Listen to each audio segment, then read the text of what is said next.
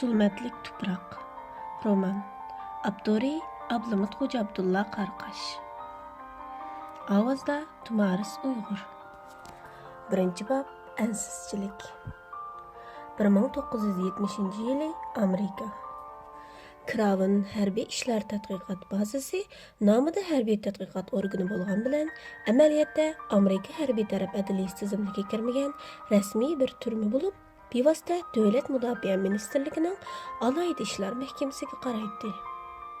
Yillik xomchoti 7 milliard dollardan oshadigan bu alohida ishlar mahkamasining turli xizmatlardagi natijasi ba'zida Markaziy axborot idorasining natijasidan eshib tushadi. Amerikaning kozri organlaridan biri bo'lgan bu mahkamaga qarashli Kraven harbiy ishlar tadqiqot bazasi Amerika dengiz tavalligidagi quruqlikqa ancha yaqin bo'lmagan joydagi o'zining yeshilligi, muhitning yiqishchanligi bilan kishining ko'zini qamashtiradigan yagona orol Kraven oraliq joylashgan edi. Bu harbiy tadqiqot bazasi 1955-yili Prezident Eisenhowerning tasdiqlashi bilan Nevada uran tadqiqot tajribaxonasining tarmoq tajribaxonasida yerlik aholilarga nihoyat zo'r to'lam to'lash orqali boshqa joyga ko'chirilish badaliga qurilgan edi.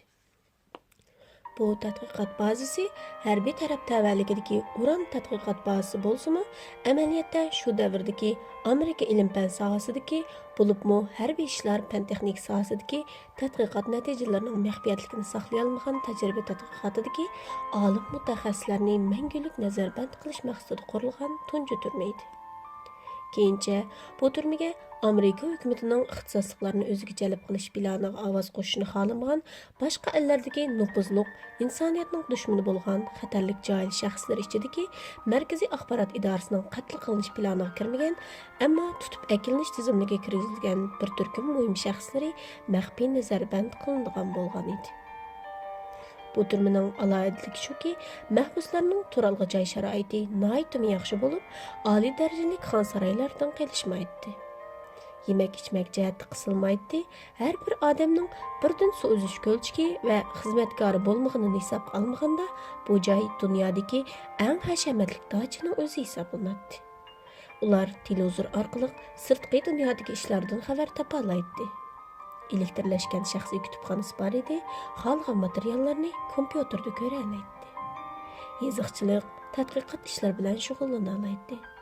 Tamoqdan keyin gullikda mengib saga deya oladi. Biroq bu joydagi mahbuslarning sirtqi dunyo bilan bo'lgan aloqasi butunlay uzilganning ustiga qat'iy bir-birini ko'ra olmaydi. Faqat bir umr tikandek yolg'iz yashash, o'ziga tonish bo'lgan tema ustida izdinish yoki ma'lum bir xil tadqiqot bilan shug'ullanishiga majburlanish bularga berilgan eng og'ir jazo hisoblanadi. Kraven harbiy orolining to'rt atrofidagi 10 ingliz mili doira ichidagi tavallikda mayli suv ostidan, mayli havo yuzidan bo'lsin, bir tal uchar qanot yoki kichik belijanmi ilg'or radar sistemasidan qochib qutula olmaydi. Ham zarur bo'lganda birli knopka bilan tavallikka kirib qolgan boshmaltoq cho'nlig'idagi har qanday jonliq, jonsiz jism vayron qilish kuchi zo'r bo'lgan ilg'or qurollar tarafidan hukm talqon qilinadi. Shundaqla qatma-qat harbiy muasir ichidagi bu alohida turma mahbuslarning bu yerdan qochib ketalishi yoki sirtdagilarning bularni elib chiqib ketalishi aslo mumkin bo'lmaydigan bir ish edi. Tun yarim bo'lganda muavin turma boshlig'ining telefoni tuyuqsiz jiringladi. Kaptan, men Jannat rayonidagi 7-nomerlik mahbus bo'laman. Siz bilan ko'rishmoqchi edim. Muavin turma boshlig'i Kaptan Johnson telefon trubkasidan kelgan bu ovozdan bahli cho'chib ketdi. Chunki notanish bu ovoz 3 yildan beri so'zlash iqtidoridan qolgan izchil tilsiz deb qaralgan bir mahbusdan kelgan edi. U uyquli holdan darhol o'ngshab, telefon trubkasini o'rniga qo'ydi-da, kelgan telefon nomeriga qaytadan sinchilab qarab chiqdi. Andin qattiq jiddiylasib, sol tarafidagi bir qancha knopka ichidan Jannat rayoni harbiy qorovullik bo'limining jiddiy aloqalash knopkasini aldirab bosdi. Doklad kaptan daqiqa ichida qorovuldan javob qaytdi. Rayonlar jiddiy holatga o'tsin. Kaptan aldirab harbiy formasini kiygach, arxiv bo'lim liniyasining knopkasini besib aytdi. Jannat 7ning yozma arxivini darhol so'roq uyga keling. Ardın 10 necha minut o'tib, so'roq uyining chirqi kunduzdek yorib ketdi. Yumlaq üstəldə muavin türmə başlığı, arxiv bölüm sağlamlıq mərkəzi və Cənnət rayonunun məsulü olub cəmi 4 adam ciddi tüstə öz qollarındakı materiallarını varaqlığaç, yerim keçidiki tuyuqsuz elib berilayotgan bu so'roqqa tayyorlik qilyotdi. Aldı bilan muavin türmə başlığı Johnson söz qildi. Əpəndilər, Cənnət 7 türmimiz tarixidagi eng alayida mehmonlarning biri. Onun türmə kirish rasmiyatiga Davlat Mudofaa Ministerligi, shundaqla Markaziy axborot idorasi bevosita qo'l tiqqan. Kasbiy jihatlarda hech nima deyilmagan faqat 2 qor izohat. Bu kishi xotirasini yo'qotish bilan birga mangulik so'zlash iqtidoridan qolgan. Bir qism maxfiyatliklarni chet elga setib etmoqchi bo'lganlik uchun Amerika hukumati tarafidan tutib turildi deb to'ldirilgan. Maqsadga kelsak, apandilar, bayam Jannat 7ga tuyuqsiz zuvon kirib qoldi. Bu aqlga sig'maydigan bir ish. Siz qo'lingizdagi sog'lomlik arxiviga qarab beqing. Kapitan shundoq degach, sog'lomlik markazining mas'ul doktori qarab qo'ydi. Kapitan arxivda deyilishicha, Jannat 7 turmaga ilingan vaqtida cho'ng miya qon tomir o'smasi sababli xotirasini yo'qotgan. Ham so'zlash iqtidoridan mangulik qolgan ekan. Hujayra DNA tekshirishida uning 1941-yili 9-oyning 21-kuni tug'ilganligi isbotlangan. Bir ay oldidagi yillik salomatlik tekshirishdimi kasallik ahvolida o'zgarish bo'lmagan. Bu zodi nima gap endi? Sog'lomlik markazidagi mas'ul doktor gapini tugtib, tamakisini qattiq bir sho'rab qo'ydi. Leytenant, siz shu rayonga mas'ul boshqa bayonlaringiz bormi? Dedi kapitan Johnson uningga ma'nlik qarab. Kapitan, dedi leytenant sal duduqlab. Bu mening rayonimdagi eng yuvosh musulmon mahbusning biri. Turma kirgan 3 yildan buyon uning namoz o'qish va kitob ko'rishdan boshqa hech qanday ishi yo'q. Yaqindan birimi uning harakatida yoki psixikasida biror g'ayrilik sezmadik. Qo'limda kuzatish xotirasimi shundoq ekan. Emsi boshqa gap bo'lmas Jannat 7 kirsinmi? Kapitan qolgan 3 aylanga qaradi. Ular birdak beshini olishdi. Eshik ochilib, 7-nomerlik mahbus 2 qorovulning hamrohligida kirib keldi.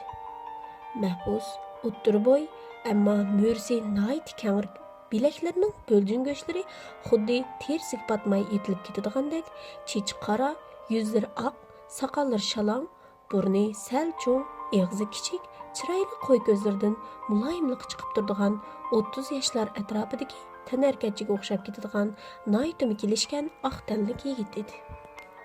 U bir qarmoqqa Germaniyalik o'xshab qolsa, yana bir qarmoqqa Amerika indonlariga o'xshab qoladi. U o'rindiqqa asta kelib, mo'tvarlarcha o'ltirdi. Uning o'ltirishdagi bu sipoyi harakatidan uning noytim farosatlik ham pishqan bir er ekanligi chiqib turadi. 2 qorovul qoida bo'yicha bu mahbusga hurmat bildirib, eshikni astag'ini yepib chiqib ketishdi. Kapitan o'rnidan turib, alayda yasalgan aynak tamga yaqin kelib, bu mahbusga xuddi dangliq rassomlarning sizma portretlariga zan solgandek qaytadan bir qarab chiqdi. Ondan og'iz ochdi. "Apandim, men kapitan Johnson, Kravin harbiy turma boshlig'i. Qani, qulqim sizda." Bu astoydil aytilgan so'zlar mahbus turgan uyga o'z piti anglandi. Mahbus garchi oldidagi tursuq aynak tamdan o'zining aksidan boshqasini ko'ra olmasmi, lekin u xuddi kapitanni o'z ko'zi bilan ko'rgandek beshini ko'tarib, aynakka qarab turib, pishiq Amerika talaffuzda aldirmay so'z qildi. "Kapitan, bu so'zlarimni marshalga yetkazing. Ata Amerikaning bir yuqori darajalik amaldori Wall Street ko'chasida qasd ko'chirishi mumkin. Vaqt balkim 3 soat 12:20 atrofida bo'lsa kerak." "Efendi, siz kim?"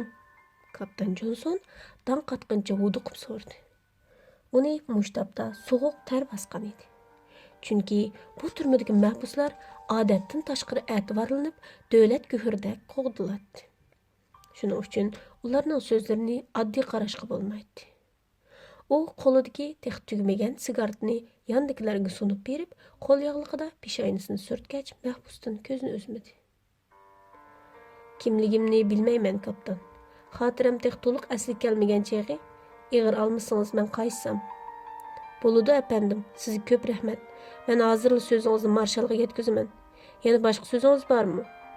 Kapitan shundoq degach, hindikilarga ishorat qildi. "Hozircha yo'q, kapitan. Bu kechada to'ytonlarni avvar qilganimdan to'lim xijilman. Ma'qulamsa efendim, yaxshi aram eling, dedi kapitan tüpükni g'urtdi yutib. İki qaravul mahbusni elib chiqib ketdi. Kapitan Johnson jiddiylashdi. Kapitan o'ng qo'lida qas chiqarib edi, danq etib qolgan uchaylan darhol harakatga kelib, Jannat 7ni so'roq qilgan chog'dagi barliq sin ko'rinishlarni kompyuterlik tekshirishni boshladi. Kapitan Jannat 7ning bayonga so'z qilgandagi kompyuterlik psixika analizidan qaraganda yolg'on aytmabdi. Kapitan uning ming to'qilma skanderida cho'ng mingsidagi fantomor o'smisi oldingi oydagi qaraganda tang yerimdek kichiklabdi. Xotirasi to'liq asli kelmagini rost qildi. Uning yaqinqi mazgillik yurish turish harakatining kompyuterlik analizidan qaragandimi, bir ruhiy kasallikning alomati yoki yolg'izlikdan paydo bo'lgan xomushlik alomati yo'q. Kapitan texnik jiddiylashdi. Apandilar, demak uning hozircha yerim uyqu tajribasi ishlaganning foydasi yo'q ekanda? Shundoq kapitan, mingsidagi o'sma tex to'liq yo'qolmabdi. Navoda uningdan texmi ko'p gap ko'chilaymiz deb yerim uyqu tajribasini ketkizib qo'ysak, uning mingsi kardan chiqadi. U chog'da yuqoriga javob berishimiz tasga to'xtaydi. Kapitan ustal ustidagi bayan chekib bo'lolmagan yerim sigaretini qo'liga ilib o't yoqdi.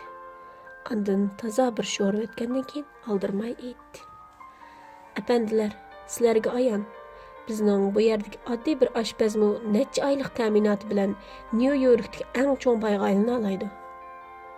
Navoda bu qitimqi ishimizdan chatoq chiqsa, xon saroylarimizni qo'g'dab qolish emas, jinimizni saqlab qolishning o'zimi bir gap. Bo'pti, uni aqldan ozdimi deyli. Lekin u bizning 4 odam ekanligimizni qandoq bildi? Meditsina ilmida g'ach deb qaralgan odam zodi qandoq bo'lib gap qilib qoldi? Gap mush yerda kapitan. Balkim u Oqsaroy amaldorlarining faoliyatini televizordan anglagandi. Biroq bizning muzokara guruhimizdagi 2 odamning yo'qligini qandoq bilgandi? Yoki bo'lmasa uning oldin ko'rish iqtidori bormidi? Kapitan ig'ir bir xursungandan keyin unlik ovozda buyruq qildi. Sizlar hozirdan boshlab Jannat 7ning yurish turishiga munosabatli barliq yushirinsin ko'rinishlarini ko'rib chiqinglar. Yangilik bo'lsa xabar qilinglar. Uning yillik salomatligini tekshirgan doktorning shaxsiy arxivini menga yetkazinglar. Bo'ldi, boshlanglar. Kapitan Johnson uyqusizlikdan charchab ketgan bo'lsa-mu, harbiylarga xos jasorati bilan so'roqxonadan mag'rur holda chiqib, koridor bilan ancha yiroq bo'lmagan joydagi yotqiga kirdi-da, qo'liga telefonning trubkasini olib, havoyiga dam olg'ili ketgan turma boshlig'i marshal Haykerga telefon urmoqchi bo'ldi. Biroq yana trubkani o'rniga qo'yib qo'ydi. Qanday qilish kerak? Marshalga zodi nima desam bo'lar? Doklad qilmasam-chi? Navoda bu ishlar sarangning degandek chiqib qolsa u chog'da kapitan o'ylanib, mush yerga kelganda uni qor tar bosgandek bo'ldi. U g'ayratga kelib, trubkani oldi-da, turma boshlig'i marshal Haykerning nomerini besishga boshladi. Bugun Wall Street ko'chasi odatdan tashqari qizib ketdi. Rengarang kiyimlarni kiygan kishilar saldek maydon tarafga qarab oqmoqda edi. Ko'ch-ko'ylarda yuzlarini har xil rangda bo'yab olgan hazilkashlar, har xil hayvonlar siyoqqa kirib olgan qiziqchilar, qo'lida gulchambaraklarni pulanglatayotgan egiz podshohlar kishilarning diqqatini tortib, bugungi yig'ilishga texim xushallik qatgan edi. Isqirtish, taqdumboq, sunay ovozi, kapsiz bolalarning uyon-buyon qo'g'lashib tovlashlari hammasi bir bo'lib Wall Street ko'chasini bir olgan edi. Qumdek sanoqsiz kishilar to'pi ichida qandoqdir bir kimlar qo'llarida plakatlarni ko'tarib olishib, hayvonot o'simliklarni asrash to'g'riliq hadab nutq so'zlab olsa, yana qandoqdir bir kimlar qo'llariga kichik bayroqlarni ko'tarib olishgan edi. Bugungi bu yig'ilish qarmoqqa shundoq qalaymagandek ko'rinsa-mu, amaliyotda kishilar to'pi xuddi yiroqdan tizginakda boshqarilayotgandek, yana nihoyat ratlik, tartiblik ham royish edi. Mushtabning o'zida 5 burchakli binodagi bexatarlik ishxonasida davlat ishlar kotibi, davlat mudofaa ministrligi markaziy axborot idorasiga muhim shaxslardan bo'lib, 10 necha kishilik jiddiy muzokara guruhi Val ko'chasidagi maydondan mubak qizib ketgan edi. Ularning qizg'in muzokarasi ichida Kraven harbiy turmasining boshlig'i marshal Hayker apandimi besh tushgan holda bir burchakda o'ltiradi. Bo'pti, buni qo'yib turayli apandilar. Hozirgi masala maydonning bexatarlik masalasi. Qani, mutaxassislaringizning yangi fikrini anglab boqay. Müdafiə ministri Hacker salmaq halda bexatarlik ishxonasining mas'ul mayor Mixail qarab buyruq qildi. Bu qitim prezident va uning xonimi bir vaqt maydonga chiqadi. Uning ustiga maydonga yig'ilgan odamlarning soni ko'p. Atrofdagi ochiqchilik doiri bek cho'ng. Bexatarlik darajasi tuvan. Shuning uchun biz eng zo'r tirishchilikni ko'rsatdik. Birinchidan, Vol ko'chasiga tava barliq yerasti yo'llari, har xil tonellar, avraz, gaz yo'llariga bo'lgan har xil tekshirish, qarovullik kuchaytirilib, yer ostidan bo'lgan xavf yo'qtildi. Ikkinchidan, yer yuziga nisbatan aslida ko'cha maydon o'rlashtirgan puhraji kiyingan alayda xodim 1500 edi.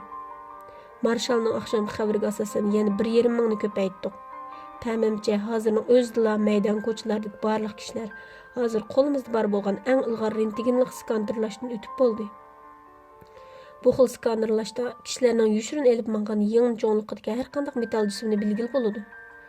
Demak, maydon ichidagi yoki ko'cha ichidan qotilning qo'l selish mumkinchiligi tugatiladi. Uchinchidan, maydon havo bo'shliqi ichidagi qo'g'dinish sistemasiga kirgizildi. Bu xil sistemada maydon yuzi havo bo'shliqida ovoz sur'atidan tez yurayotgan yoki uningdan tuvan tezlikdagi tuxum cho'nliqidagi har qanday jism radar sistemasiga tushish bilan birga qo'g'dinish sistemasi tarafidan vayron qilinadi. To'rtinchidan, xavfning kelish ehtimolligi yuqori bo'lgan atrofdagi joylarga qarab boqaylik. Bizga besim akelgini dal mushu binolar. Qizg'in so'zlayotgan 40 yoshlar chamasidagi bu vijik odam Amerika terrorlik qarshi ichki qatlamidagi Dilo analizda otasi deb nom olgan talantli shaxs mayor Mixail bo'lib, garchi u amonlik ishxonasining oddiy bir a'zosi bo'lsa-mu, biroq uning terrorlik qotillik razvedkasi to'g'risida yozgan ba'zi maqola kitoblari Yevropadagi tangliq soqchi universitetlarida darslik qilib o'tilyotdi. Shun u Amerika hukumatining e'tiborli guhri hisoblanadi. Hatta prezident Niksonmu bu kishiga alohida hurmat bildirdi. U gap qilayotganda muzokaradagi barliq xodimlar boshqa chizan qo'yib angladi. Mixail kichik ekrandagi osmon palak binolarni ko'rsatib turib so'zini davomlashtirdi. Prezident so'z qildigan sahnaning kayni o'ng, so'l ikki tarafi shundaqla usti o'q o'tmas aynakdan yasalgan yo'tkimi tom bilan bezaldi. Shundaqdimi sahna yuzi alohida cho'ng. Aldı tarafdan keldigan xavfni azaytish uchun bizda hozir bor bo'lgan eng ilg'or yiroq musofirlik qurol, o'qning eng yiroqqa berish orliqi 2000 metrga yetish o'lchimiga asosan, shundaqla bugungi shamol kuchi va yo'nalishni ko'zda tutib, mush doiradagi barliq binolarni nishonga kirgizdik. Soat 10 ga yaqin zo'r ko'lamlik aqtirish tintish xizmati tamom bo'ladi. Mundaqcha aytganda, bu binolarning har bir darajasiga birdan alayda qism askar o'rlashtirildi. So'zim tamom apandilar. Nayt yaxshi qipsiz Mixail, sizni qo'llayman. Ha, rost turma boshliq Haykir, yiliq Tijmal apandingizga olib bergan maydon munosabatli materiallardan javob kelmagandi, dedi davlat mudofaa ministri Haykir jiddiy talaffuzda. Yo'q ministr apandi, texchi javob yo'q. Marshal Haykir tushib ketgan bejini ko'tarib duduqlig'icha javob berdi. Bo'pti, hech qisi yo'q. Ministr salmoqlik bilan o'rnidan turib yendiki mayor Mixailning qo'lini tutdi. Andin samimiylik bilan aytdi. Bu Amerika tarixidagi eng zo'r qo'g'dash harakati. Ham bizning vatan oldidagi bosh tortib bo'lmaydigan burchimiz. Hamma ishlar aytganingizdek bo'lg'ay ilohim. Sizning qalbingiz bizning qalbimiz. Shundaqla Amerika xalqining qalbi, qadrlik mayor, vatanning kelajagi sizning qo'lingizda. Tangrim Amerikani o'z panohida saqlaydi. Siz bizning faxrimiz Mixail. Mudofaa ministri Hacker to'lib toshgan ishonch bilan Mixailning mo'rsini qo'sh qo'llab tuttirib, uningga madad berdi va so'rinni oxirlashtirdi. Tushga yaqin kishilar bargan sir ko'payishga boshlab, maydon texim avatlashdi. Sahnada o'rindilayotgan naqshi muzika atritining sho'x, yiqimliq kuylari butun maydon ahlini o'ziga rom qilib edib, cho'ngdan kichikcha hammasi muzika dunyosiga g'arq bo'lib ketgan edi. Faqat taraf-tarafdan kelgan muxbirlar laqliqlarni ko'tarishib, nutq sahnasi tarafda alohida to'pul mengishib yurishadi. Prezident keldigan vaqtni bo'lay deb qoldi. Prezident oxir keldi.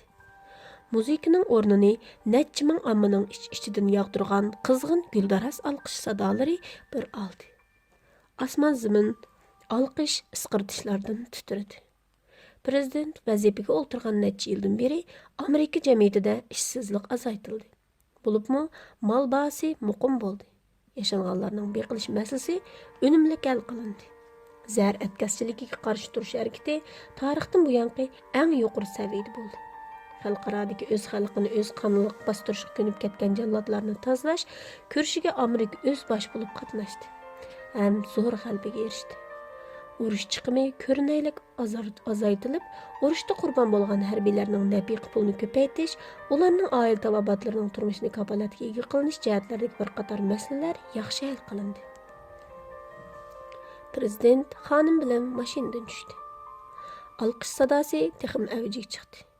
Ular maydondagi avomga xuddi yiroq safardan qaytib kelgan, ota o'z bolalari bilan quchoqlashib ko'rishga tashna bo'lgandek yaqinliq kulimsirab, avomga qanmay qaraydi. Qanmay kulimsiraydi. Qanmay qo'l bilan o'tadi. Ular yeng to'y qilgan ayollardek qo'l tutishguncha nutq sahnasiga qarab mangdi. Chavak to'xtaydigandek emas edi. Prezident kelinchakning qo'lini qo'yib etmasdan mikrofonning oldiga keldi va qo'lini egiz pulanglatib maydondagilarga hurmat bildirgandan keyin xonimning peshonasiga suyib qo'ydi. Xonim kulimsirguncha kayniga sal yenib turdi.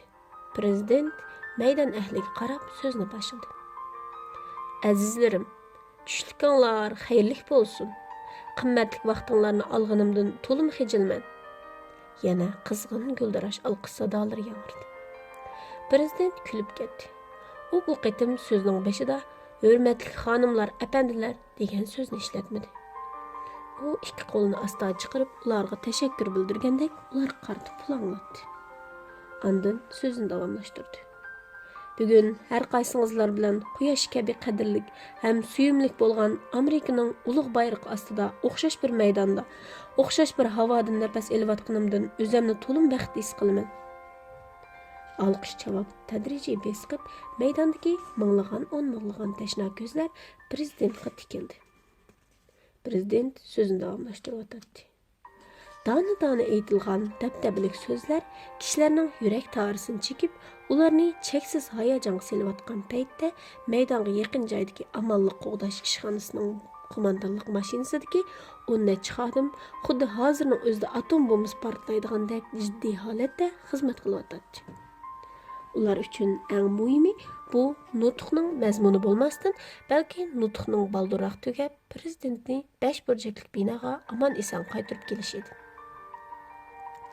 Kontrol supsida qo'lga tingshig'ish taqib olgan alayda xodimlar oldida kompyuter ekranidan ko'zini uzmay atrof o'rlashtirilgan maxfiy ham oshkora qarovullar bilan to'xtamay aloqalashadi. Mashina ichi xuddi paychik bozorda qizib ketgan bo'lib, 3-nomerlik sun'iy amroqdan kelgan signal yaxshi emas. 7-siga almashtiring. 18-bino javob qaytaring. Yaxshi. 6-bino javob qaytaring. Javob qaytaring. Yaxshi degandek ovozlar mashina ichini bir olgan edi. Har kim o'z ishi bilan aldirash edi. Faqat bu qitim qo'g'dash vazifasiga mas'ul bo'lgan mayor Mixail qo'lidagi qalamni tishlaguncha pat-pat qo'l soatiga qarab, mashina ichidagi tor yo'lda uyon-buyon mangadi. Kishilar normal ketayotgan bo'lsa-mu, lekin mayor yanada jiddiylashgandan soatiga qaraydi. Vaqt uningga umrida tunji qitim kayniga mengayotgandek bilindi. Doklad mayor, 4 bal sharq shamoli, kuchish ehtimolligi zo'r, dedi havorayiq mas'ul xodim gapni qisqartib. Bayamtiq 2 bal edi-ku. Shundoq mayor, lekin shamol kuchi barg'ansir kuchayadi. Hozir 5 balda turaqlashdi. U nanqiblarning havorayi mo'lchillari qandaqdi? Davlatlik havorayi idorasi ta'minlagan eng yangi mo'lchar 2 bal sharq shamoli edi mayor. Mayor jiddilashdi. Nutq tugashga yana qanchalik qoldi? Taxminan 1,5 minut. Mayor Mixail yandagi turbunni elib darhol mashinadan tushdi-da, chimchiloq barmoqini og'izda ho'ldab, qo'lini egiz ko'tardi. Ondan shamol kelayotgan tarafdagi binolarga turbun bilan qarashga boshladi. Ishlar uningga normaldek bilindi. U turbunni ko'zdan elib mashinaga chiqishga tamshaldi. Biroq ko'ngli bir narsani sezgandek bo'lib, keyniga o'rilguncha turbunni nihoyat tezlikda ko'zga ekilib, bayam qargan tarafga qayta qaradi. Turbunning parqiroq bir jup ko'zi shamol kelayotgan tarafdagi bir jup qo'shmoq binoga tikildi. Bu bir jup qo'shmoq bino maydonga eng yiroq binolardan bo'lib, bir maydonga 1,5 ming metr yiroqlikda bo'lsa, yana biri maydonga 2 ming metr yiroqlikda edi. Көз bilan qaraganda ikki bino xuddi qo'shmoq binodek yoki bir butun sepiltamdek ko'rinadi. Durbun bilan sinchilab qaraganda, ondan ikki binoning oralig'ida 1 metrcha bo'shliq borligini ko'rgil bo'ladi. Ammo mayorning diqqatini bu ikki binoda emas, balki ikki binoning oralig'idagi bo'shliqda yer yuzidan aron ko'tarilib turgan bir munorda, ya'ni ikki binodan sal yiroq joydagi qadimiy cherkov munorida edi. Uning yuragi qartdi qilib qoldi. Gerçi bu cherkov munori bu qatimqi qarovul o'rnlashtirish planidan chiqarib etilgan bo'lsa-mu, ammo hozirgi shamol yo'nalishi ham shamol kuchi mayorning planiga foydasizdek bilindi. U jiddiy buyruq qildi. Nishon bilsin. Yer yuzi ham havodan darhol harakat kelsin. Buyruq tugmasda bo'shliqda vazifa o'tayotgan bir qancha tikuchar aeroplan yo'lnishni cherkov tarafga o'zgartdi. Alam boşluqdaki sun'iy hamrohlarmi sekund ichida nishonni cherkov munoriga qaratishga boshladi. Cherkovga eng yaqin joydagi alohida qism chaqmoq tezligida harakatga keldi. Prezident ilham nutqini davomlashtirdi. Minglagan bolalar bizga talmirmoqda. Ular to'yg'idek tamoqqa muhtoj bo'lmoqda. Shundoq istibdodlar texi yo'qtilg'ini yo'q. Minglagan onalar ana shu istibdodlarning zulmi tufayli kechasi tex aromida uxlag'ini yo'q. Ularning ko'z yoshi daryo bo'lib oqmoqda. Adolatsizlikka qarshi turish, nomrodlikka qarshi turish bizning mangulik shuarimiz.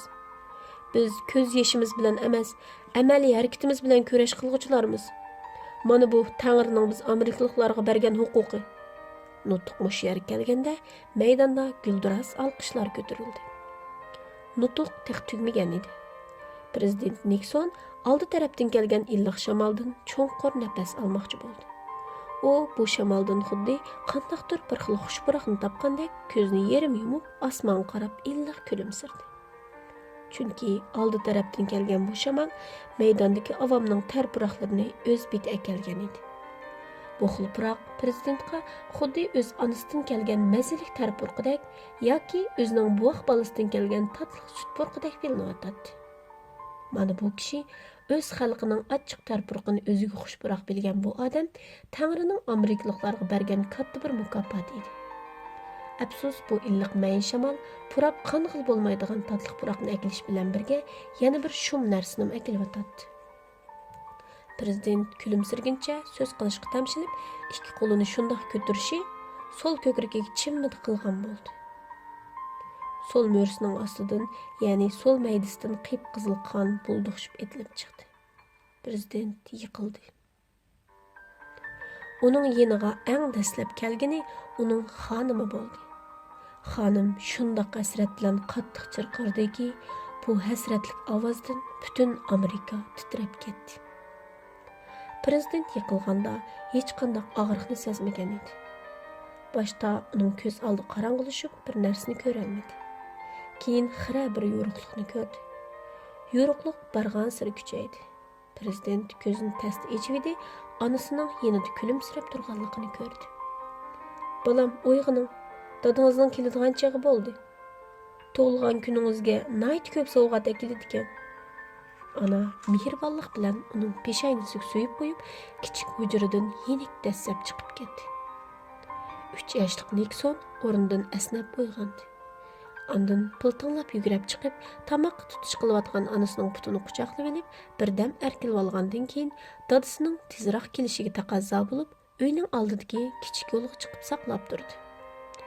Shu asnoda bir kichik qora mashina yo'lning bo'yida to'xtab, ichidan 2 odam tushguncha kichik bolani mashinaga so'rab tartib chiqdi. Bola shuncha varqirsimi, buni hech kim anglamadi.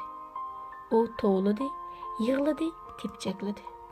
Ular balani bozor sirtidagi bir xarobelikdagi tashlandiq uyga keldi. Uyning o'rtasida cho'ng bir ustal turardi. Ular balani ustalga yotqizdi. Ondan qo'llariga ustura pichoqlarni elib, balaning yuragini sug'urmoqchi bo'lishdi. Burni panoh kelgan bu ikki odam aslida odam a'zolari savdosi qiladigan savdogarlarning yollanma nimkorlari bo'lib, bular Iroq eldagi adolat homiysi degan davlatdan kelgan oqqon munofiqlar edi.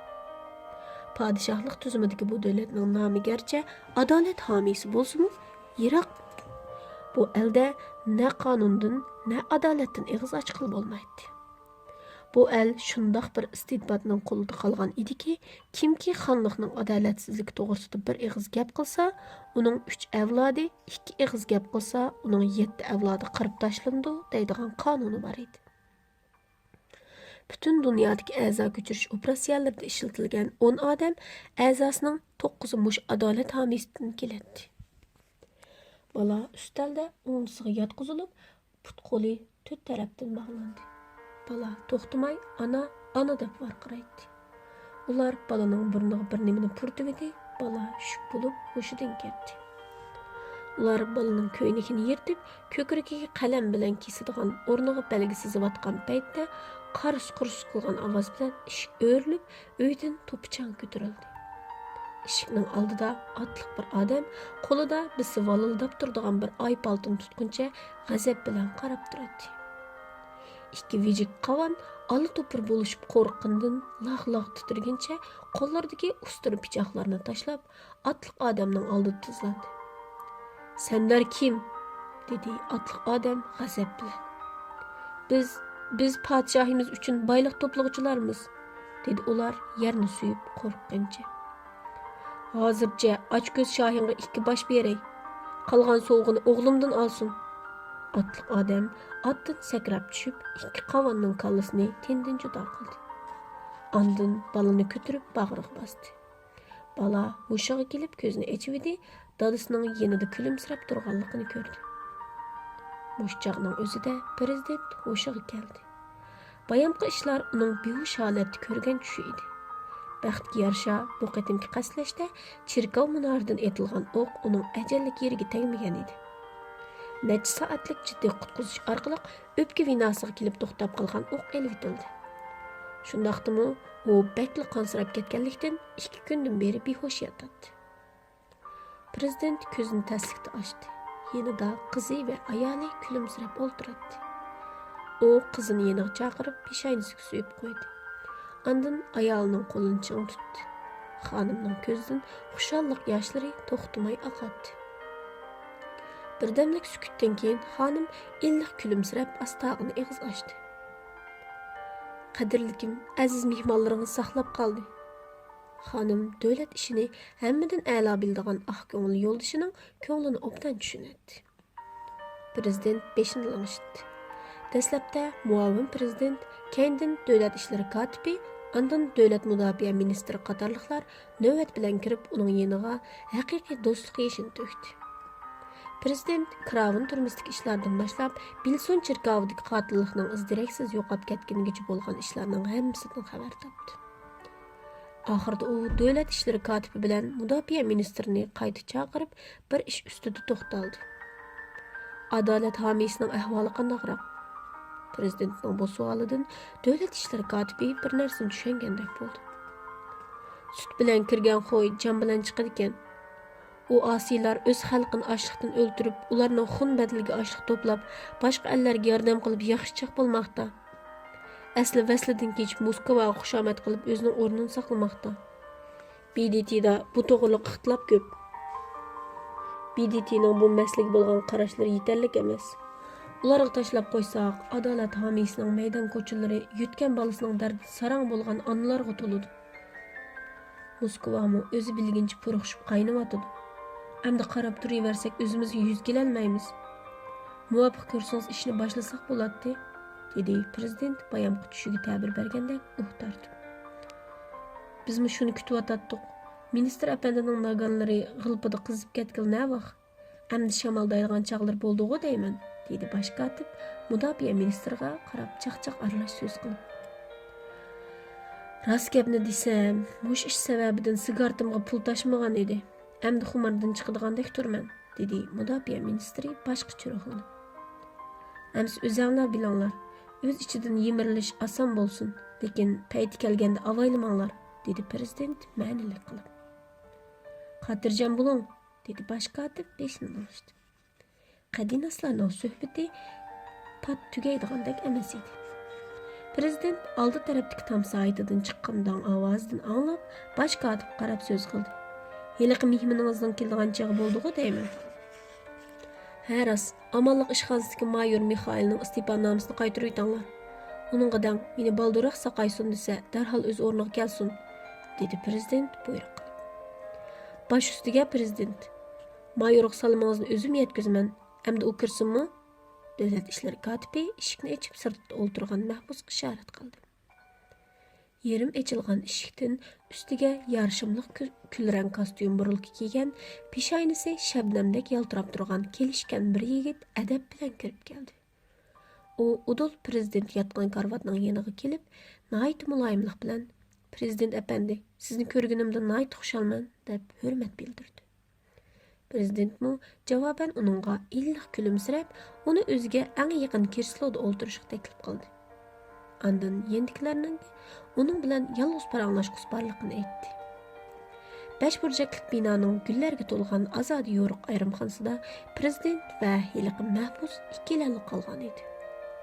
Birdamlik jimjitlikdan keyin prezident bu notanish yigitni yeniga chaqirdi. Andan uning qo'lini chang tutib turib, "Rahmat o'g'lim, sizni qiynab qo'ydik. Oldingizda baxijilman" deb uningga o'z samimiyatini bildirdi. Prezidentning hozirgi muomalasidan xuddi otaning o'g'li bilan ko'rishgandagi haqiqiy qizg'inlik chiqib turadi. Prezident yigitning qo'lini bo'sh tutib turib, deraza sirtidagi gullikka nazar soldi. Ondan hasrat bilan ulug' bir tindi. Uning bu tiniqi ig'ir hasrat, ko'z yetkisiz armon yosh yigitning qalbini larzaga soldi. Navoda bu azobli tiniq gulxonga aylangan bo'lsaydi, butun dunyoni ko'ydirib tashlagan bo'ladi. Balam, sen qaysi bog'ning guli? Nima vajining gulzorligini tashlab, tog'ni makon tutding? Xolsang men aytib bergin. Hikoyangni anglashga bakmi tashnaman. Prezident atılıq salafat bilan uning qo'l barmoqini olqiniga elib, o'tinish talaffuzida uning qo'y ko'zlariga tikildi. Yigit uning ko'zlaridan insonlarda bo'ladigan haqiqiy samimiylikni ko'rgandek bo'lib, uning yumron issiq qo'lidan bir xil atılıq mehrni sezgandek bo'ldi. U bir nimadan izo tortgandek astag'in o'rnidan turib deraza tubiga keldi. Kichik gullikdagi uchayotgan kepinaklarga, g'o'ng'ildab uchayotgan hasanlarinlarga qarab birdam turgandan keyin cho'nqir bir tindi. Andin ruhli holda karvatning yoniga kelib ig'iz ochdi. Mukammallik bizga xos emas ekan. Inson xatoligini tuzatish uchun yana xatolik o'tkazishga majbur bo'ladi ekan. Qarang, av hasanlarsiga. U bir umr asal yig'ib, bir umr ko'nak yasadi. Odamlar aksicha o'zining ehtiyoji uchun hasanlarisining mavjudligi bilan kori bo'lmadi.